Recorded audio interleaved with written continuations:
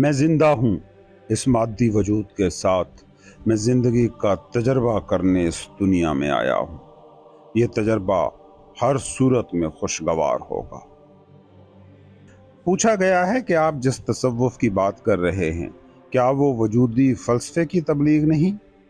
وجودیت اور تصوف کیا ایک ہی چیز ہیں؟ پہلی بات تو یہ ہے کہ میں کسی بھی اسکول آف تھاٹ کو بنیاد بنا کر بات ہی نہیں کرتا۔ میں بات کرتا ہوں اپنی سمجھ کی روشنی میں، اور اسی وقت جس وقت میں بول رہا ہوتا ہوں یا جس سے بات کر رہا ہوتا ہوں اس کو دیکھتے ہوئے۔ اس لیے ہو سکتا ہے کہ میں ایک ویڈیو میں کچھ کہوں اور اگلی کسی ویڈیو میں اس سے کوئی الٹ ہی بات کر دوں، مگر یہ سوال بہت اہم ہے، خاص طور پر ایسے ذہنوں کے لیے جو روحانی دنیا کو سالڈ نظریاتی بنیادوں کے حوالے سے سمجھنے کی کوشش کرتے ہیں۔ اگرچہ میں بارہا کہہ چکا ہوں کہ انٹیلیکٹ تمہاری عنائی زندگی میں کچھ ترتیب، تہذیب، تمدن لا سکتی ہے، جس سے ہو سکتا ہے کہ تمہارا اندرونی تجربہ ذات بھی کچھ حد تک خوشگوار ہو جائے، مگر زندگی کے اس تجربے کو کوئی مطلب، کوئی معنی نہیں دے سکتی۔ پہلے تو وہ لوگ کہ جو وجودی فلسفے یا تحریک سے آگاہ نہیں، ان کے لیے ایگزسٹنشلزم وجودیت کے حوالے سے تھوڑی سی وضاحت کر لیتے ہیں۔ ایگزسٹنشلزم یعنی وجودیت 20ویں صدی کی ایک یورپی تحریک ہے، جس کا بنیادی ترین سوال تھا کہ انسان ہونے کا مطلب کیا ہے۔ یہ کوئی سکہ بند اسکول آف تھاٹ نہیں کہا جا سکتا، کیونکہ یہ کوئی اصول ضابطے نہیں دیتا۔ اس میں بنیادی طور پر انسان کو اس کے اپنے سوالوں کے ساتھ رکنے کا کہا جاتا ہے۔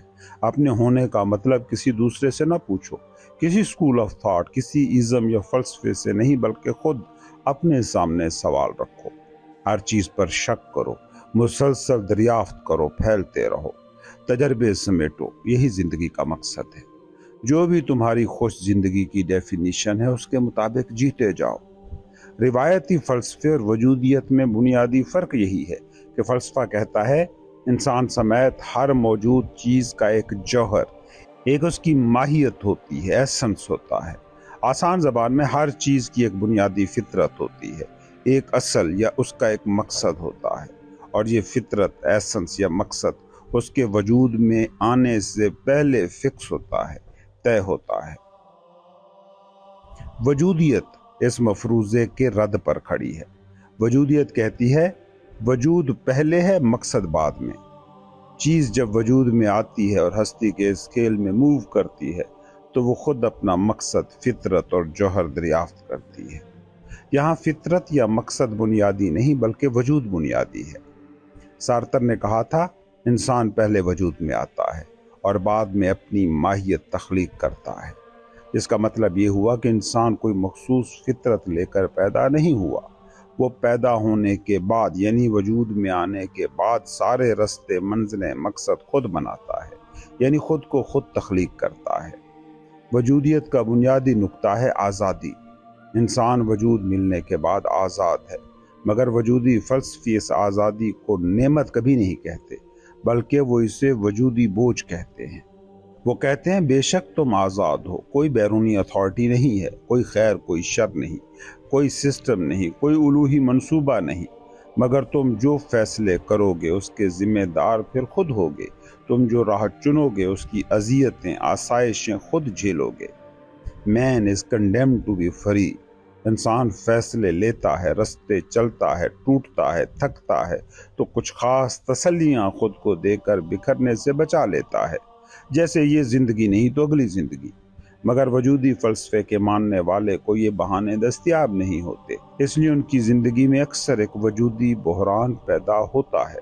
وجودیت کے ایکسپرٹس اس کو ایگزسٹنشل اینگسٹ کہتے آئے ہیں، جس سے مراد ہے ایک عجیب، مبہم، ناقابل تشریح بے چینی جو اس احساس سے جنم لیتی ہے کہ وجود کا کوئی مقصد نہیں۔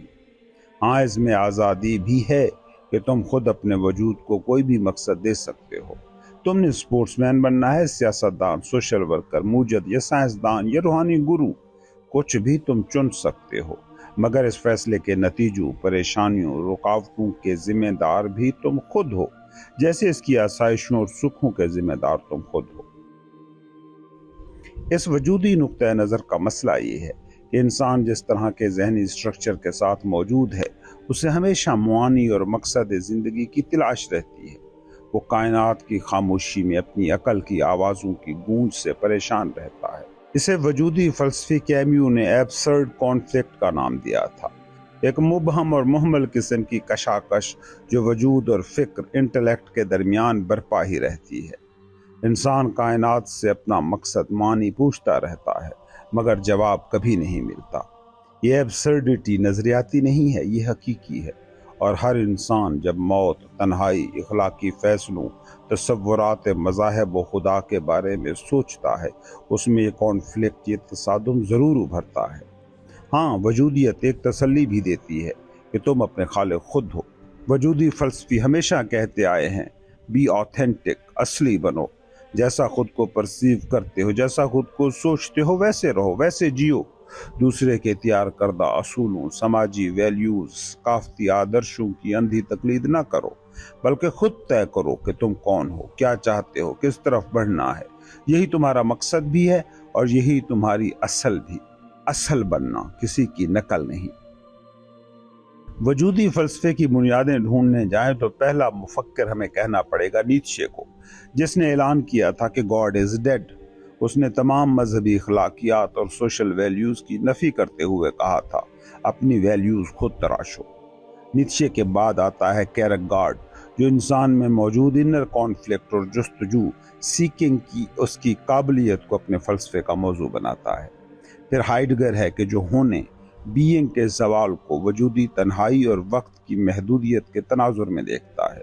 اس کے بعد ہے سارتر، جو انسانی آزادی چننے کے حق اور بے معنی کائنات کے درمیان کشمکش کو اپنی تحریروں میں بیان کرتا ہے۔ سارتر نے ہی کہا تھا کہ مین از کنڈیمڈ ٹو بی فری، انسان آزاد ہے اور یہی آزادی اس کی اذیت ہے۔ وجودی فلسفے کا اگلا اہم ترین مفکر ہے البرٹ کامیو، جو کہتا ہے بلا شبہ زندگی بے معنی ہے، مگر اس بے معنویت کے باوجود زندگی کا انکار نہیں کرنا چاہیے، اور سیٹ پیٹرنز اور اتھارٹیز کی غلامی کی بجائے بغاوت کرنی چاہیے۔ اپنی راہیں آپ تراشنی چاہیے، اپنے اصول آپ بناؤ اور ان پر جیو۔ یہ ہے وجودی فلسفے کا ایک بنیادی سادہ سا ڈھانچہ۔ اب سوال یہ ہے کہ کیا وہ تصوف جس کی میں بات کرتا ہوں وہ اسی فلسفے سے ملتی جلتی کوئی چیز ہے؟ بہت ساری چیزیں ہیں جن کی بنیاد پر ایسا لگ سکتا ہے، مگر کچھ بنیادی فرق بھی ہیں جو تصوف کو اس وجودی فکر سے الگ کرتے ہیں۔ وجودی فلسفہ کہتا ہے کہ زندگی یا کائنات مبہم اور مہمل ہے۔ تصوف اس کے برعکس کہتا ہے کہ ہستی ایک باشعور حقیقت ہے۔ وجودی فلسفہ چونکہ اس باشعور ہستی کا انکار کرتا ہے، اس لیے اس سے ایک ہونا یا اس سے الگ ہونے کا سوال ہی پیدا نہیں ہوتا، جبکہ صوفی کہتا ہے کہ اس کل شعور سے ہم آہنگ جیو تو تم بھی وہی ہو جاتے ہو۔ اس وجہ سے وجودی بحران صرف وجودی انسان میں پیدا ہوتا ہے، صوفی میں کبھی نہیں۔ انسان نہ اکیلا ہے نہ ہجوم، یہ کل کا ایک حصہ ہے، جیسے کل ایک جسم ہو اور یہ خلیہ۔ اب خلیے یہ سوال نہیں اٹھاتے کہ وہ جو کر رہے ہیں وہ کیوں کر رہے ہیں، وہ کل جسم کے مطابق اپنا مطلب و معنی خود ایڈجسٹ کرتے جاتے ہیں۔ صوفیوں اور وجودیوں کا ایک اور بنیادی فرق یہ ہے کہ وجودی کی آزادی یہ ہے کہ وہ جو چاہے سوچے کرے، مگر پھر اس کی ذمہ داری بھی لے اور اس سے کانفلکٹ پیدا ہوتا ہی ہوتا ہے۔ صوفی کی آزادی یہ ہے کہ سوسائٹی کے سنے، بولے، سمجھے، کہے نے جو اس کی انا بنائی ہے، اس سے پہلے وہ کیا ہے اس تک پہنچ جائے۔ یعنی وجودیت میں انا کی اثبات ہے اور یہاں انا کی نفی ہے، کیونکہ جیسے ہی انا مائنس ہوتی ہے تو انسان قطرہ نہیں رہتا، پورے سمندر کا باقاعدہ حصہ ہو جاتا ہے۔ بنیادی طور پر ان دونوں میں اگر اختلاف اور اتفاق کو سمیٹا جائے تو وجودیت بھی انسان کو مرکز مانتی ہے، تصوف بھی، مگر وجودی انسان اس مرکز میں تنہا، غیر محفوظ اور ایبسرڈ ہوتا ہے، جبکہ صوفی اس مرکز میں کل سے ایک ہوتا ہے۔ وجودی کہتا ہے کہ انسان ہی اپنے وجود کا خالق، تنہا، آزاد اور ذمہ دار ہے۔ صوفی کہتا ہے انا مٹا دو، ازلی حقیقت تم پر آشکار ہو جائے گی، جو تم سے الگ کچھ نہیں ہے۔ اصولی طور پر یہ مقابلہ اور تقسیم اور اس کی وضاحت میرا کام ہے ہی نہیں، مگر چونکہ سوال پوچھا گیا اس لیے اس پر بات کرنے میں مسئلہ بھی کوئی نہیں۔ پہلے ذرا اس پس منظر کو دیکھیے جس میں یورپ میں یہ وجودی تحریک اٹھی تھی۔ پہلی عالمی جنگ جس وقت ہوئی تو یورپیوں کی اکثریت کسی نہ کسی طرح خدا کے ایک تصور کی قائل تھی۔ जंग ने तबाही फैलाई तो उनका मजहबी जहन सोचता रहा कि खुदाई रहम एक्टिव होगा, कुछ करेगा और सब ठीक हो जाएगा, मगर ऐसा कुछ भी ना हुआ। फिर दूसरी जंग अजीम आई। हिरोशिमा और नागासाकी में इंसान जिंदा जहन्नम में जलते रहे, मगर कहीं से कोई आफाकी हाथ ना आया मदद के लिए। कोई सूफी वहां होता तो वो इस तसव्वुर खुदा की शदीद मुखालफत करता। सूफी की नज़र में ये खुदा नहीं है जो तुम सोच रहे हो, ये बस तुम्हारी अपनी ही उम्मीदें हैं, तवक्कुआत हैं। इंसान ने जिंदगी को ऐसे देखा है कि वो पैदा हुआ और माँ बाप उसे संभालने के लिए मौजूद होते हैं, और फिर जब वो बड़ा हुआ और उसने कॉम्प्लेक्स मेंटल स्ट्रक्चर खड़े कर लिए, जिंदगी को सादगी से पेचीदगी की तरफ ले गया, मगर वो बचपन के तासुरात उसके जहन में कहीं मौजूद ही रहते हैं कि जैसे ही कोई गड़बड़ हो, कोई फादर फिगर हो जो आए और सब ठीक कर दे। मगर माँ बाप जैसे बच्चे की बकाई और हकीकी ज़रूरतों को पूरा कर सकते हैं, वो भी चाहें तो उन्हीं बच्चों के जब वो बड़े हो जाते हैं मसाइल हल नहीं कर सकते, क्योंकि वो मसाइल हकीकी नहीं नकली होते हैं, अनाई होते हैं। माँ बाप ये तो ख्याल रख सकते हैं कि बच्चा भूख से ना मरे, कोई जानवर उसे उठा ना ले, मगर वो ये डील नहीं कर सकते कि उनका बच्चा किसी मर्द या औरत के ख्याल में इतना महव हो गया है कि वो उसके ना मिलने पर खुदकुशी कर सकता है। वो दिमाग के खाने में बुने जा रहे नफ्सियाती जाल की उलझनों को हल नहीं कर सकते। जंगें उन्हीं अनाओं की तराशी थी। वहाँ सिक्योरिटी के ख्याल से अजमत के खप्त तक सारी बातें सिर्फ दिमागी थीं, वरना कुल हकीकत तो इंसान के वजूद को जिंदा रखने का सामान हर वक्त कर रही है, उस वक्त भी कर रही थी। फेफड़ों को ऑक्सीजन एब्जॉर्ब करा रही थी, दिल को धड़का रही थी, ज़मीनी कुर्रे में अनासिर की तरतीब को वैसा ही रख रही थी जो ज़िंदगी के लिए ज़रूरी है।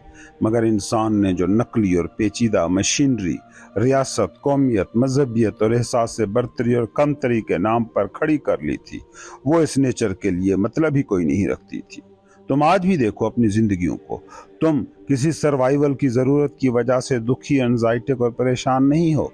ज़िंदगी आज भी उतनी ही सादा है जितनी पहले आदमी के लिए थी, मगर अनाई जहन ने एक अलग ही पैरल जिंदगी तराश रखी है, और उसके मसाइल किसी और के हल करने के हैं ही नहीं, क्योंकि कोई दूसरा उनको समझ ही नहीं सकता। तुमने अपने अंधेरे जहन में कुछ ख्याली भूत तराश रखे हैं, उन्हें कोई भी कैसे समझे और कैसे हल करे। देखो ना, तुम लाखों साल पहले जंगल में शेरों और दरिंदों से बचते फिर रहे थे।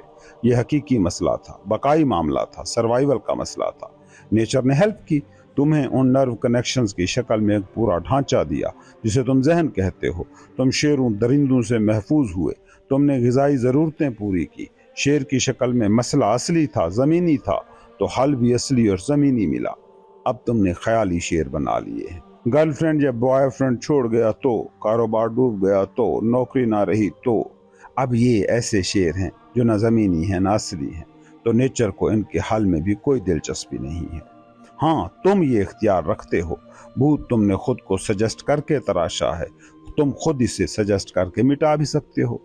देखो कितने लोग थे जिनके बॉयफ्रेंड गर्लफ्रेंड छोड़ गए, वो उनसे बेहतर लोगों के साथ आज जी रहे हैं। कितने लोग थे जिन्हें नौकरी से निकाला गया और वो बड़े बिजनेसमैन बन गए। कारोबार कितने लोगों के डूबे, वो इससे बड़ी कारोबारी सल्तनतें खड़ी करने में कामयाब हो गए। अब जंग तो तुमने गैर असली, गैर ज़मीनी थॉट पैटर्न के ज़रिए तराशी थी, हल उसको नेचर कैसे करती? नेचर तो इस नकली दुनिया को तस्लीम ही नहीं करती। हाँ, इसी माइंड से इसको हल तुम कर सकते थे। सोचो, हिटलर ना इस खप्त का शिकार होता कि जर्मनी वाले सुप्रीम हैं और बाकी सब घटिया, या चलो यूं होता कि बाकी यूरोप कह देता कि ठीक है अभी तुम सुप्रीम हो, जैसा कहो वैसा कर लेते हैं, कोई ज़रूरत नहीं लोगों को मारने की, आओ तुम हमारे मुल्क पर कब्जा चाहते हो कर लो। अब ये मफरूज़ा अहम काना लग सकता है, मगर सोचो क्यों है ये अहम काना? क्या ये उससे भी अहम काना है कि जो असल में हुआ? यूरोप की पार्लियामेंट्स में वजीरों की कुर्सियों पर हिटलर की पसंद के बस बंदे बैठ जाते, इससे क्या हो जाना था? जो बैठे थे उन्हें क्या किसी खुदा ने इन सीटों पर बिठाया था? मगर अनाएं ऐसी सकीमों के बारे में गौर ही नहीं करती। जापान पर्ल हार्बर पर फिजाई हमला ना करता, या अमरीकी सदर उस बुज़दिलाना बदले से अना की तशफ़ी ना चाहता, तो वैसा ना होता जैसा हुआ। वजूदी वो थे जो अनाई गैर हकीकी दुनिया के मसलों में हकीकी और असली नेचर की मुदाखलत चाहता है, हालांकि वो कहता यह है कि इंसान आज़ाद है। दूसरी तरफ है सूफी, इस सिचुएशन में वो ज़्यादा आज़ादी का इजहार करता। وہ کہتا ہے یہ انائی دنیا زاری کی ساری میں نے تراشی ہے اور میں اسے کسی بھی وقت کسی بھی طرح سے پلٹ سکتا ہوں۔ مجھے جنگ چاہیے، مجھے امن چاہیے، یہ مکمل طور پر میرے ہاتھ میں ہے۔ انہی دو جنگوں کے بعد ہی انسانوں نے خدا کے تصور پر حقیقی معنوں میں شک کرنا سیکھا۔ اس سے پہلے محض فلسفیانہ بحثیں تھیں، مگر عام لوگ بھی ان جنگوں کے بعد خدا کے تصور سے بیزار ہو گئے۔ صوفی یہاں ہوتا تو ان پر ہنستا کہ تم جس خدا کو پہلے مان رہے ہو اور اب جس سے بھاگ رہے ہو وہ دونوں نقلی خدا تھے۔ وہ ان کی خدا پرستی اور خدا دشمنی دونوں کو حماقت کہتا۔ ایک بنیادی بات کو سمجھیں کہ صوفی تاریخی واقعات انائی ہسٹریز پر جیتا ہی نہیں ہے، وہ بس اس پل میں اس کل سے ایک ہو جاتا ہے جسے زندگی کہا جاتا ہے۔ اس لیے ڈر نہ امید، نہ ماضی نہ مستقبل، ہمیشہ بہہ رہا یہ پل، اسے کہتے ہیں حضوری۔ سمجھو، زندگی مادے کی دنیا میں کچھ پانے کھونے کا نہیں، چھوٹے چھوٹے ان حاضر لمحوں میں ہونے کا نام ہے۔ صبح آنکھ کا کھلنا ایک واقعہ ہے، شاید کسی فیکٹری کھڑی کر لینے سے کہیں بڑا واقعہ۔ صبح کی چائے کا گھونٹ گھونٹ، ٹھنڈی ہوا کا لمس، بھرپور نیند کے بعد فریشنس کا احساس، سورج کا طلوع، اس کا غروب، شدید پیاس میں پانی کا گھونٹ، غضب کی بھوک میں پہلا نوالا، بچے کی ہنسی، بیوی کا مذاق، شوہر کا کوئی اشارہ، دوست کی کوئی فون کال۔ سوچو، اگر تم اس پل میں جی رہے ہوتے تو آج کے ایک دن میں کتنے پل آئے تم سے ملنے کے لیے، مگر تم تو تھے ہی نہیں۔ اسی لیے میں کہتا ہوں کہ خدا ملنے آتا ہے مگر تم نہیں ہوتے ہو، تم ہمیشہ کہیں اور پائے جاتے ہو، ماضی کی کسی یاد میں یا مستقبل کی کسی فکر یا منصوبے میں۔